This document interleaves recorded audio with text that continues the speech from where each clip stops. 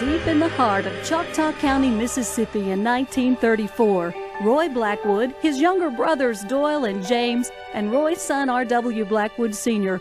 formed the musical phenomenon that would become the most well-known and respected name in gospel music, the Blackwood Brothers. Why don't you swing down street, Sharon, stop and let me ride? Swing down Sharon, stop and let me ride.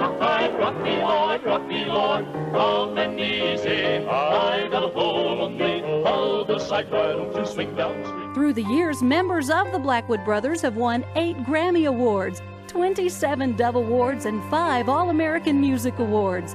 The Blackwood Brothers were the first artists to be inducted into the Gospel Music Hall of Fame in Nashville. The Southern Gospel Music Museum inside the gates of Dollywood in Pigeon Forge, Tennessee, recognizes the Blackwood family's significant impact on the music industry with an impressive display. James and R.W. Blackwood Sr. also hold places of honor in the Southern Gospel Music Hall of Fame in Pigeon Forge.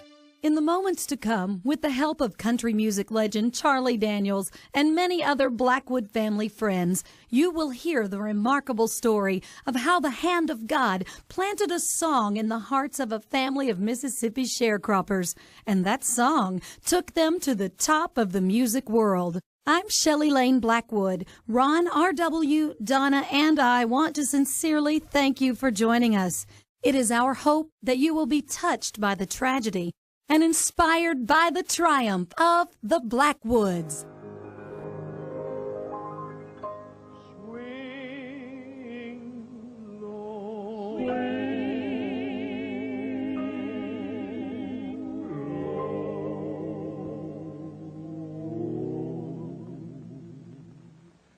Swing low. Sweet chariot, why don't you swing down? First formed in 1934, the Blackwood Brothers made a reputation for themselves on the radio during the 40s. The lineup eventually settled around bass singer Bill Lyles and James and R.W. Blackwood. James Blackwood is about the best second tenor lead. R.W. Blackwood at that time had a fantastic baritone voice, and Bill Lyles, the bass, just as smooth as you could be. That's why I joined them, to be in there with all those good voices. I wouldn't want them if it had been any other way. After tenor singer Bill Shaw joined in 1952, the first classic lineup of the Blackwood Brothers was complete.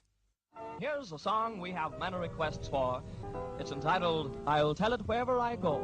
A song for you by the Blackwood Brothers Quartet, featuring Bill Shaw, our high tenor singer, on the solo part, and Bill Lyles doing the bass fiddle part. I'll tell of the Savior.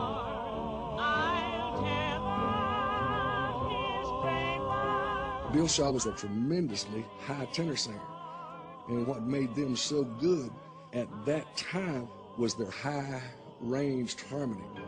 And if I were dying with just one word to say, I speak it for Jesus. Then breathe my life away, 'cause he'll be. The Blackwood Brothers' unique harmonies meant that they became the first real stars of white gospel. They won a prestigious TV talent show and played to packed auditoriums around the South.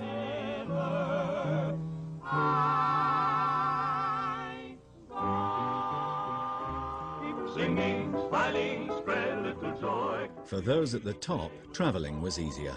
The Blackwood Brothers flew to their concerts in a private aircraft, which the group piloted themselves.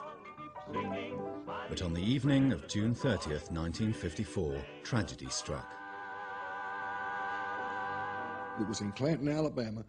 They were to do a concert there that night, and the promoter's son wanted to ride in their twin-engine Beechcraft.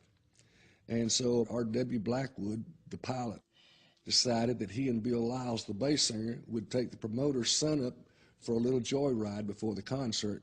They were going to take off, and it was unlit. And this was about dusk. Took off, went out.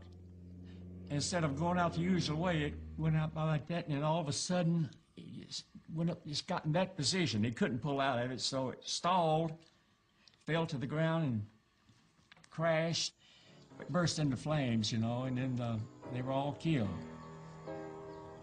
We never did fly anymore. When you tears in your eyes, Huge funeral in Memphis. A very young Elvis Presley in 1954 attended the funeral. Later, it was told he sat with his girlfriend, Dixie Locke, and cried.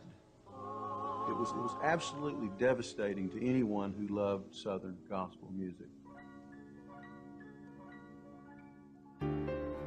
When Daddy died in the plane crash, I was 13 years old. I took it pretty heavy because he was my hero. They came over the news service, and you know, we just and we had just seen R.W. and Bill maybe not more than a month before that. I truly was heartbroken because there was nobody like R.W. Blackwood. there is no night, for in his life you never walk alone. Always feel at home, wherever you may roam. The Blackwood Brothers Quartet was reborn with J.D. Sumner singing bass and James' nephew Cecil Blackwood on baritone. Their first concert together was scheduled for Clanton, Alabama, the site of the plane crash. This was about a month and a half after the plane crash, and right back to the airport hangar, we did a concert without even rehearsal. Bill Shaw, James Blackwood, Cecil Blackwood, J.D. Sumner, Jackie Marshall's piano, and that started our career back up there at the airport with several thousand people there to hear us. And Elaine Blackwood, R.W.'s widow, Ruth Lyles, Bill Lyles' widow, they were there, and the kids. We introduced them. But I remember being there. I remember them introducing Cecil, but I think the one that got me the most was J.D. Sumner. All I know is I saw a guy just stand up, looked like he went all the way to the top of the mountain as big as he was. J.D. Sumner built a bridge that night to R.W.'s son Ron, establishing a loving bond that would last for the rest of his life. He said, nobody could take your daddy's place. He said, I'm here to help. And J.D. was my friend the day he died.